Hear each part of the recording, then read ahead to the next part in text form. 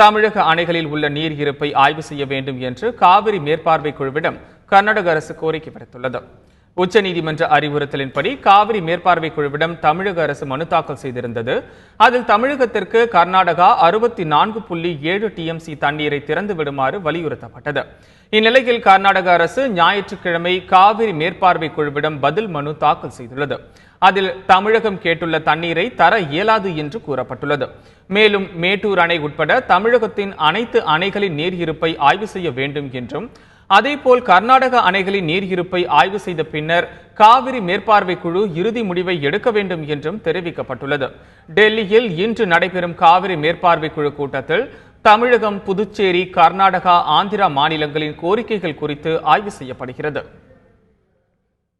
இதனிடையே தமிழகத்திற்கு தண்ணீர் திறந்துவிடும் உத்தரவை மறுபரிசீலனை செய்யக்கோரி உச்சநீதிமன்றத்தில் கர்நாடக அரசு சார்பில் தாக்கல் செய்யப்பட்டுள்ள சிறப்பு மனு இன்று காலை விசாரணைக்கு வரவுள்ளதாக கர்நாடக பொதுப்பணித்துறை அமைச்சர் MR பாட்டீல் தெரிவித்துள்ளார்.